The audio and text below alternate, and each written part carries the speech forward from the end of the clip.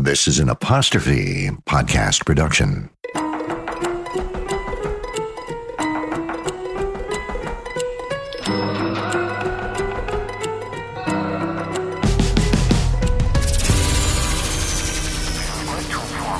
Your application does not fit with our requirements at the present time.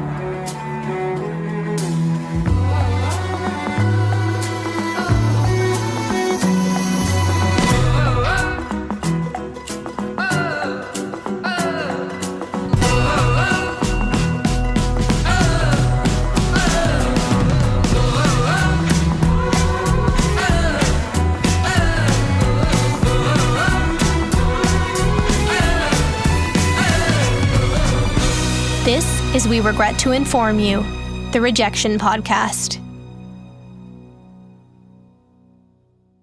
I was at the end of my rope. I thought, could it be that this is not meant for me? It was this horrible existence. RuPaul.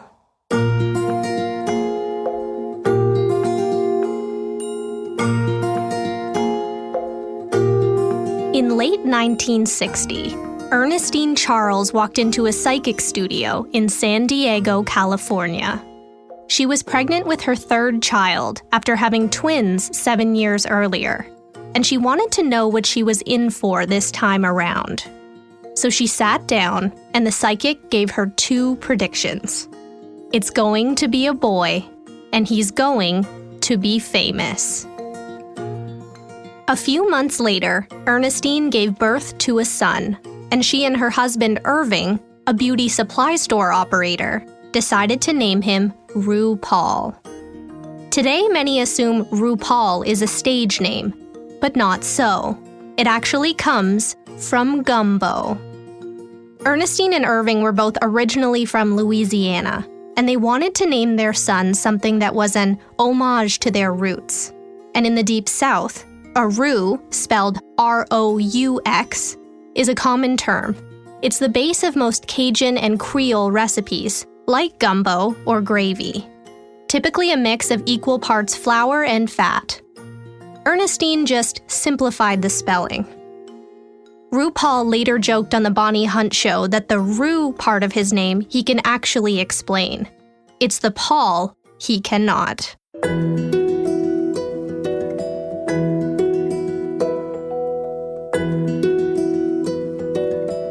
Growing up in San Diego, RuPaul spent his days running around his family's backyard in the sun, laughing and dressing up in his sister's clothes. From an early age, he loved clothing, men's or women's, heavy tweeds or shiny mylar. He says it wasn't drag, it was fun.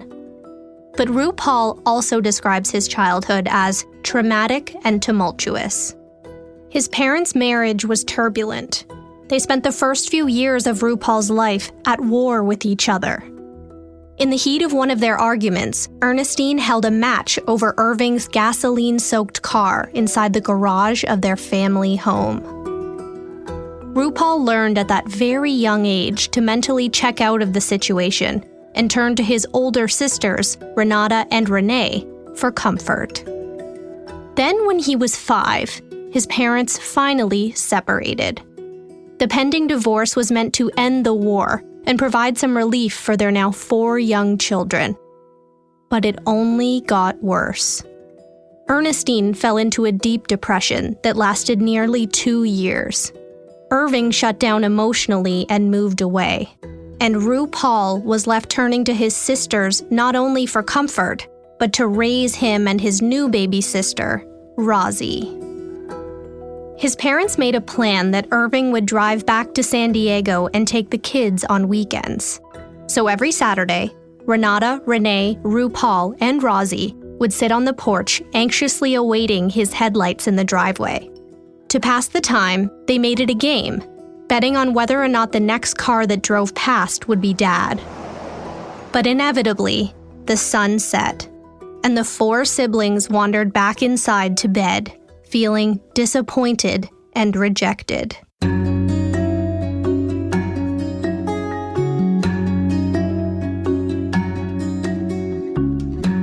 RuPaul, or Ruru as his sisters called him, performed for his mother nearly every day in the living room. He knew that for a few minutes, watching him dance would lift her spirits. So he would slide on her dresses, her lipstick, and her clip-on earrings, and sing Diana Ross at the top of his lungs with a broom for a microphone. Everything he did, his mother told him, was perfect. It didn't matter that the necklines of her dresses hung well below his chest, or that his singing was off-key. To Ernestine, whatever it was a showstopper. RuPaul later said that he never had to come out to his mother, because under her roof, he never had to be in. She understood that, quote, Ru was Ru. Renata attended modeling school, and after class, she'd teach her baby brother how to strut down a runway. Then in March of 1968, Barbarella arrived on their doorstep. She came in the form of a Life magazine cover, showing Jane Fonda in a metallic bodysuit holding her iconic space rifle. RuPaul became obsessed and spent hours trying to recreate her pose in the mirror. At 11 years old, he caught a few reruns of Monty Python's Flying Circus on TV. It was mesmerizing. John Cleese and the troupe dressing up as 50s housewives or Queen Victoria-esque elderly British women, to the world, was hilarious and crazy. But to RuPaul, it was life-changing. It was the first time he saw male artists buck gender expectations and have it accepted as entertainment. He later told Vogue, it was a relief knowing there were other men in the world who liked to dress up. But beyond that, it showed him there were other humans out there who were similarly drawn to irreverence. He was fascinated by the nudge, nudge, wink, wink way Monty Python seemed to break the fourth wall. Then he discovered the true Holy Grail, David Bowie. From ages 13 to 15, RuPaul scribbled Bowie's name on, quote, anything that didn't move. Bowie was probably the most widely recognized gender-bending artist to ever crack the mainstream. He was radical, he was cool, he wore makeup, and yet it was understood that he wasn't trying to be a woman. He was trying to be Bowie. It was a liberating concept. So RuPaul hitched his wagon to Ziggy's Stardust in pursuit of the psychic's original proclamation, fame.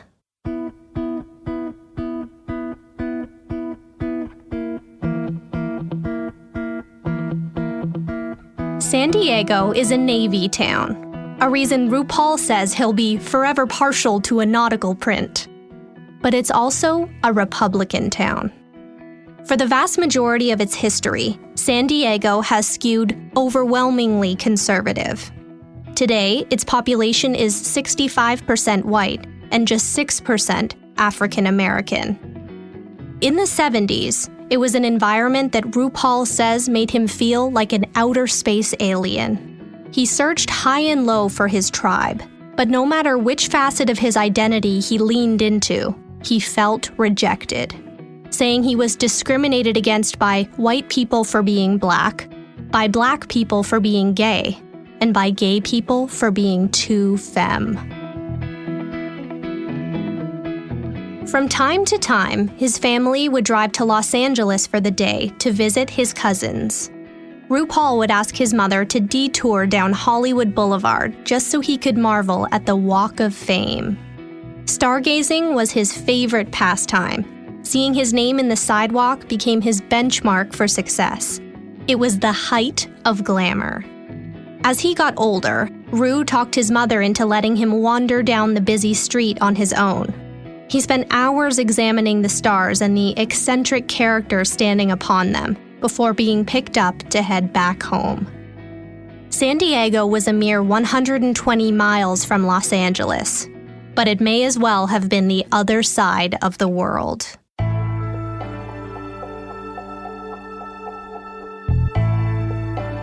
School was a challenging place for RuPaul. Before he even said a word, his name and towering 6'4" height made him an instant outcast.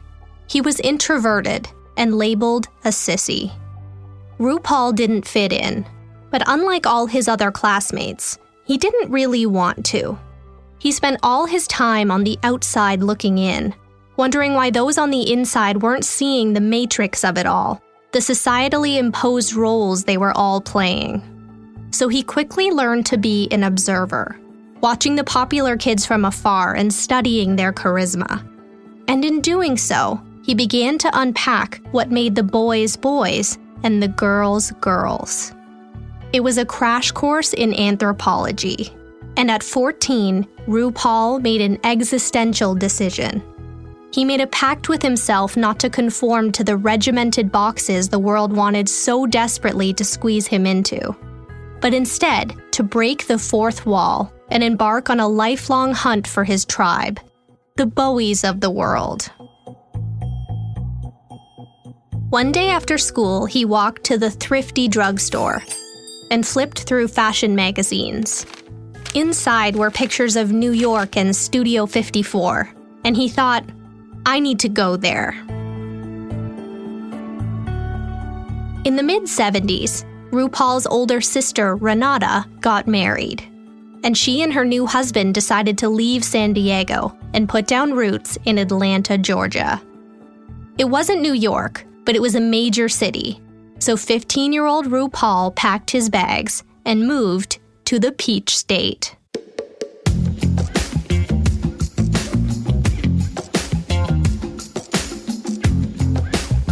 In Atlanta, RuPaul began attending a performing arts high school and felt his San Diego woes start melting away. He found himself surrounded by other David Bowie disciples and quickly realized this new city might allow him to create a new Ru, a confident Ru, a Ru who could be open about his love of Diana Ross and makeup without being called a sissy. In 1978, he went to see the Rocky Horror Picture Show. He sat transfixed watching Tim Curry's legendary performance in heels and garters. He later described the film as a portal he walked through and never looked back. Soon, he went to his first disco, and eventually, RuPaul saw his very first drag show. A drag queen named Crystal LaBeija lip-synced to Donna Summer's Bad Girls in fishnet stockings. RuPaul was in awe. He loved the way LaBeija threw gender identity out the window. That night, he borrowed his sister's sewing machine and started putting together his own looks. He dropped out of high school and took the only job he could find, selling used cars. RuPaul loved public access television. It was ridiculous and more often than not, terrible. But that was its charm. He came across a series called The American Music Show. It was a weekly variety show that had an air of Monty Python. It took pop culture and turned it inside out, diving into queer culture in a way that a TV show on a proper network would never be allowed. So RuPaul wrote a letter to the producers, telling them how much he loved the show. And to his surprise, they wrote back, saying, "Come on over." So RuPaul excitedly joined the American Music Show. The show's weekly budget was $5, the cost of the videotape. But he quickly discovered his gut feeling was right. The other actors and producers were his tribe. He breathed a sigh of relief, and for the first time in his life, RuPaul appeared on TV.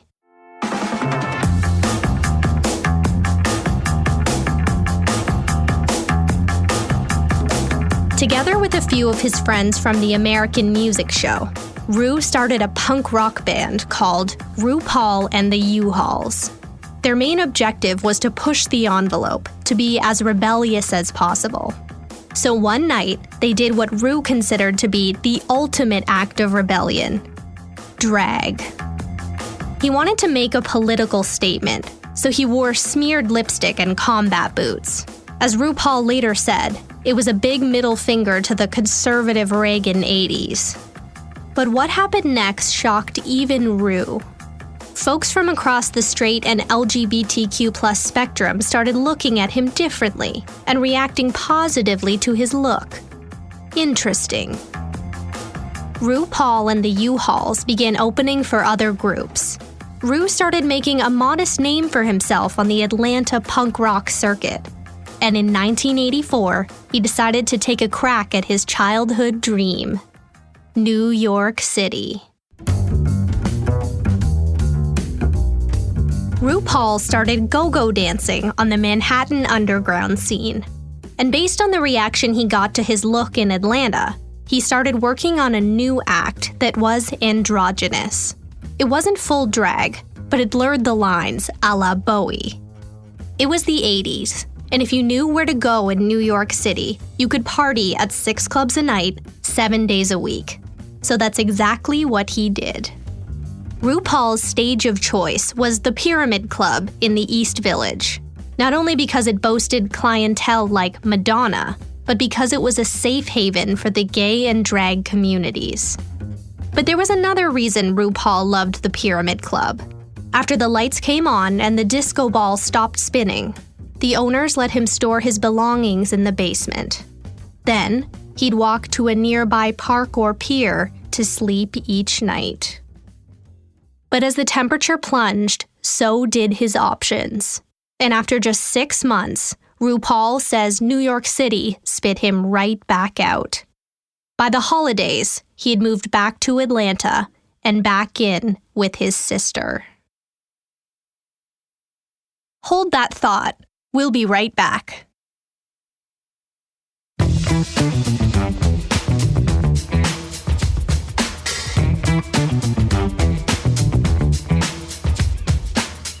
RuPaul continued honing his androgyny act in Atlanta. It was good, but it wasn't going to make him famous. If he wanted to take it to the next level, he knew he better work. Anytime he incorporated elements of drag into his act, the crowd went wild. He realized drag might be the special ingredient that put any show over the top. He looked in the mirror and realized, with his cheekbones, nose, and long legs, maybe he was on to something. He never forgot the way people reacted when RuPaul and the U-Hauls dressed in combat boots and lipstick. So he concocted his first true drag persona, inspired by Soul Train. He wore primary colored eyeshadow, 6-inch heels, and a giant white afro that made an already 6'4" RuPaul even more towering. He called the character Star Booty. Then RuPaul did something else that was brand new. He decided if he wanted to truly wow the audience and maybe make some money, he'd have to commit 100% to the character. So for the first time in his life, he shaved his legs and his chest and put on a sock-stuffed bra. It felt weird. RuPaul had spent a lifetime admiring boundary-pushing, gender-bending nonconformists. But staring at himself in full drag in the mirror, even he had to step back and deconstruct and dismantle his own relationship with gender identity. Suddenly, he realized he wanted to do drag for more than just the political commentary. He also wanted to do it because it made him feel powerful. He held in his makeup bag the key to unlocking the very shackles that had plagued him his whole life. Drag had no rules. Now he could be whoever he wanted to be. Just like Bowie. RuPaul started doing Star Booty full-time and got a high off the reaction. People were calling him beautiful. And eventually, he gained the confidence to take Star Booty to the Big Apple.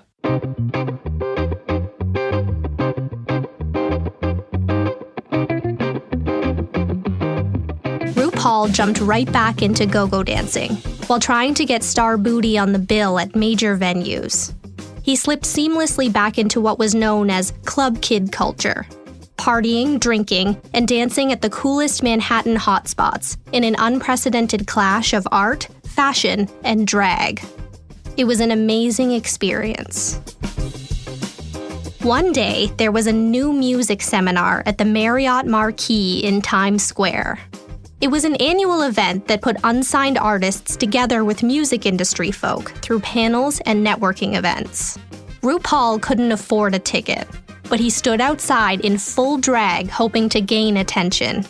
He wore his hair in a mohawk, a loincloth, football shoulder pads, and cut-up pieces of garbage cans cascading down his back, with thigh-high boots and a crop top. It was certainly eye-catching, and it turned the head of one person in particular, Randy Barbado. Barbado was in a band called the Fabulous Pop-Tarts with his friend Fenton Bailey, and the three got talking. RuPaul later describes meeting the pair as nothing short of serendipitous. He says reflected in Barbado's eyes, RuPaul could see everything he had been working toward in his career. He felt instantly seen and understood. Bailey later said it was clear RuPaul was a star. The rest of the world just had to catch up. So Bailey and Barbado made a decision to become RuPaul's managers and friends. Not in spite of his loincloth and mohawk, but because of them.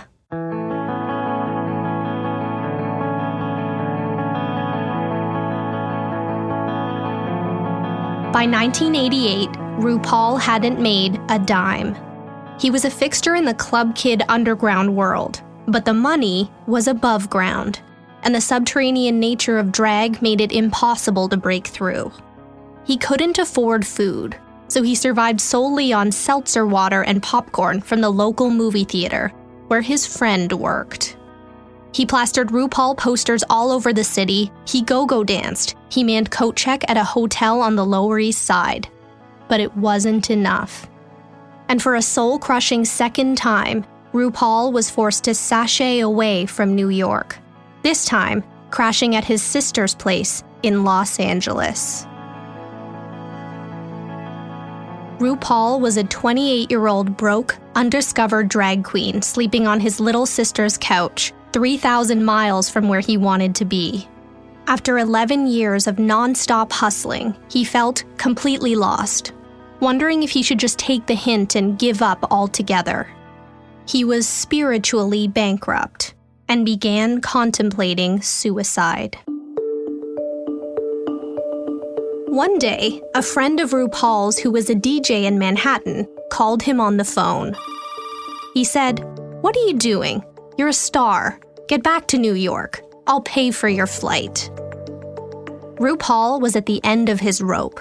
Going back a third time felt like ignoring the universe's stage direction.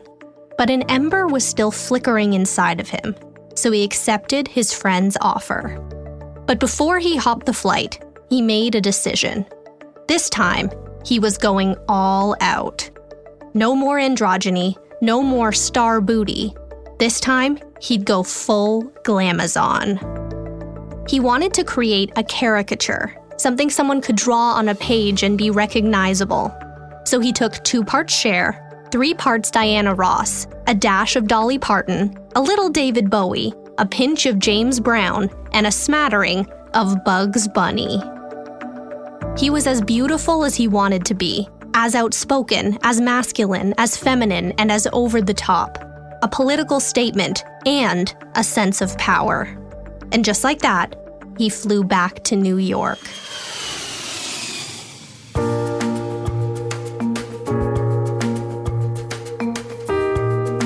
The response to his new look was overwhelming. He blew every other drag show out of the water. Almost overnight, RuPaul was named the Queen of New York by the Manhattan club scene. Suddenly, he became the featured act at all the major venues. And before he knew it, he was headed above ground. He landed a role as a dancer wearing next to nothing in the B-52's Love Shack music video. It was a dream come true. He started working on an album of his own and approached Bailey and Barbado to produce it. The record was aptly titled Supermodel of the World. It was rejected by every record company in New York. Then the tape fell into the hands of an executive over at Tommy Boy Records. Tommy Boy was known for signing grunge and rap artists, but they loved it and released the first single called Supermodel, You Better Work.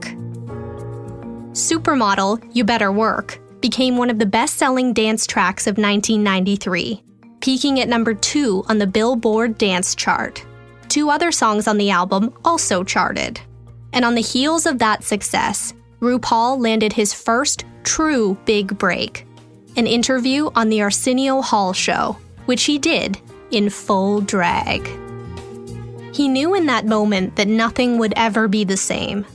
He said he had taken the sexualized raunchiness out of drag and created a glamazon supermodel caricature that you could bring home to meet mom and dad. He was well-spoken and non-threatening. As he said, he was Miss Black America. Now not only was he certified above ground, but he was up in the stars.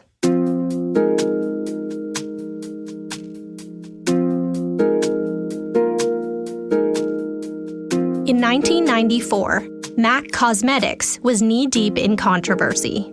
The makeup brand decided to hand out condoms at its beauty counters. It was the height of the AIDS epidemic. Cases had soared to 2.5 million globally. So MAC decided to launch its first ever Viva Glam lipstick, with 100% of the proceeds going to the MAC AIDS Fund. While other companies touted Cindy Crawford or Christy Turlington as the faces of their brands, MAC decided to zig and use someone who represented the largely affected gay community. And who better than the Queen of New York, RuPaul. It was the first time a drag queen had landed a deal with a major makeup brand, a massive leap for LGBTQ+ representation, and a massive leap for RuPaul. The campaign featured a scantily clad Ru in a red bustier and matching thigh-high boots, spelling out each letter of Viva Glam with his body. It piled on the controversy for MAC Cosmetics. Department stores refused to display it, and customers didn't know what to make of it. MAC founder Frank Toscan said people thought they were absolutely crazy. But MAC wanted a voice that was loud enough to make an impact. Plus, as RuPaul said, what better way to show the power of makeup than if a 6'4" black man can look like a supermodel?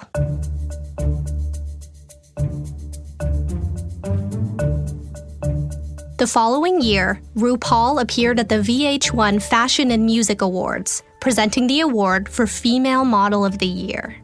He wore a Victoria's Secret-esque bodysuit, complete with massive, cascading white wings. He was beautiful, funny, and completely captivating. So that year, VH1 approached RuPaul, along with Bailey & Barbados production company World of Wonder, about creating a talk variety show. A huge opportunity. They called it The RuPaul Show. And in 1996, television's first openly gay male talk show host appeared on VH1 Saturday and Monday nights. RuPaul did every episode in full drag. His first guest was Ru's ultimate icon and lifelong muse, Diana Ross, followed by Cher, NSYNC, Little Richard, Whoopi Goldberg, Dennis Rodman, Mary Tyler Moore, and Olivia Newton-John. It was the gig of a lifetime. But after 100 episodes, The RuPaul Show was abruptly canceled. The series received pushback from viewers. A former VH1 executive said people were uncomfortable with the idea of a gay man in drag. It became challenging for the network to fill advertising slots. And eventually, it was difficult to book guests on the show. There was resistance to putting a big artist or a straight male artist with a straight male fan base on a drag queen's talk show. RuPaul was devastated. He moved to Los Angeles and retreated from show business for 8 years.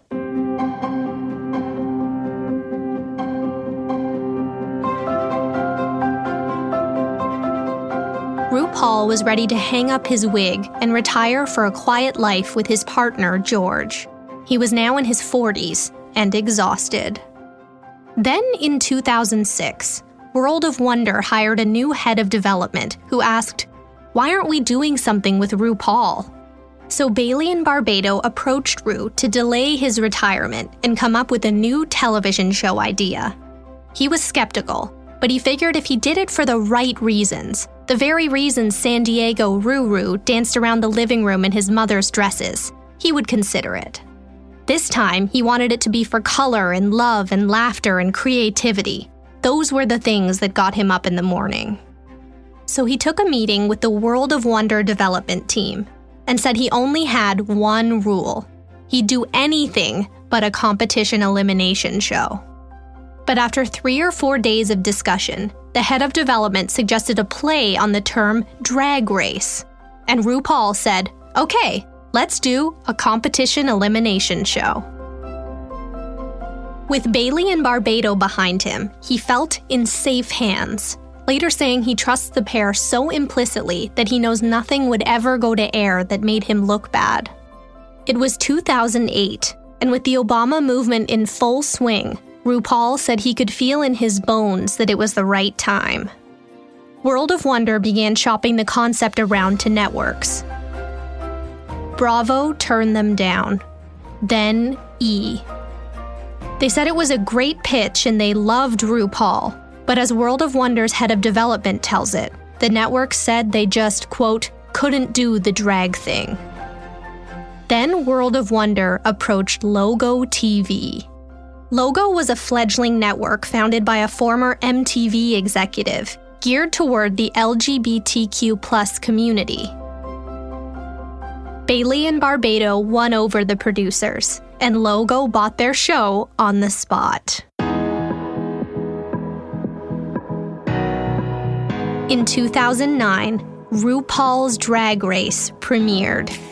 They shot the low-budget series in a Burbank basement. The lighting was bad, the control room was a closet, and they used hazy camera lenses that made the whole show look orange and blurry. It featured 9 drag queen hopefuls competing to be America's next drag superstar. They created their own looks and competed in weekly challenges like lip-syncing and performing skits. The winner received a cash prize of $20,000 and a hefty supply of MAC cosmetics. On the surface, the series was wild. It was over-the-top, irreverent, suggestive, and at times even crude. But underneath the makeup, the hairspray, and the padding, it told a story of determination. That marginalized people weren't to be feared, but instead deserving of a space to be themselves and share their struggles. And perhaps above all, it told the world they didn't have to limit themselves to the box checked off on their driver's license. RuPaul's Drag Race was not an overnight sensation. In fact, Nielsen didn't even rate the first season. But despite the hazy camera work and the audience's newfound knowledge of the word tuck, its following grew. In 2013, the show landed on Netflix, and in 2017, it found a new home at VH1, where its viewership virtually doubled. The cash prize soared to $100,000. Season 9's premiere clocked in 1 million viewers. The show reached certified cult status. And the boy named after Gumbo went from Queen of New York to Queen of the World. The rest, as they say, is herstory.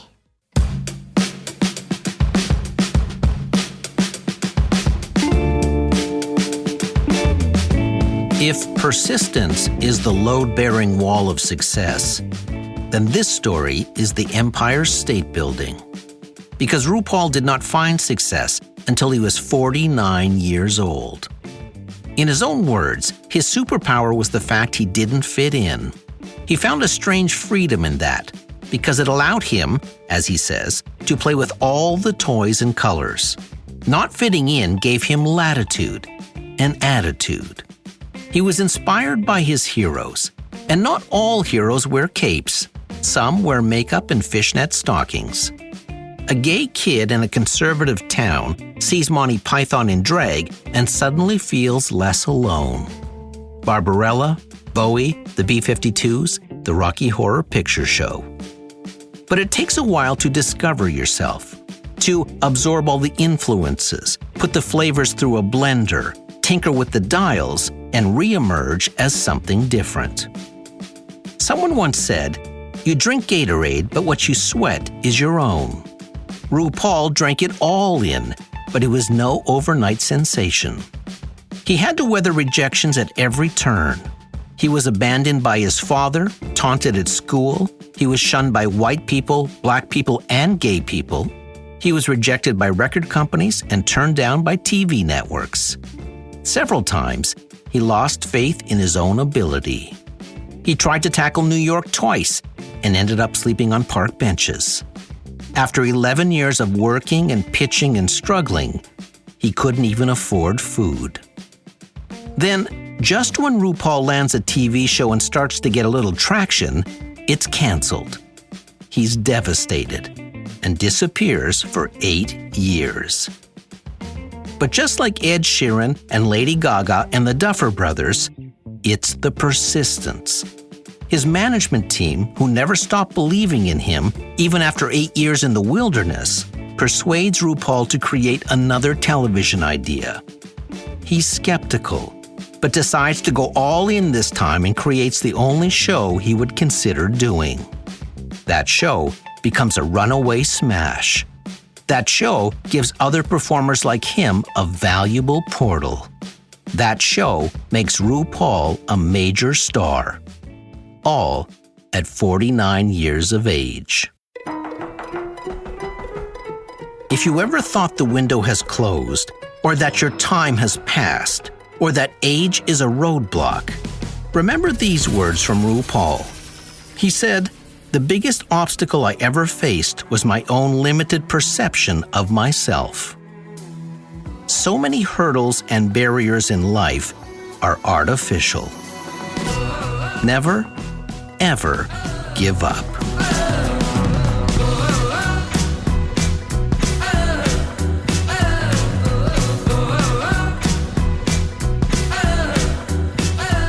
RuPaul Andre Charles, outstanding host of a reality/competition program, Emmy Award winner, 2016, 2017, 2018, and 2019. Drag Race, total Emmys, 13. Best Reality Show Host, Critics' Choice Awards. Star on the Hollywood Walk of Fame, inducted by Jane Fonda. Remember, if you can't love yourself, how the hell you gonna love somebody else?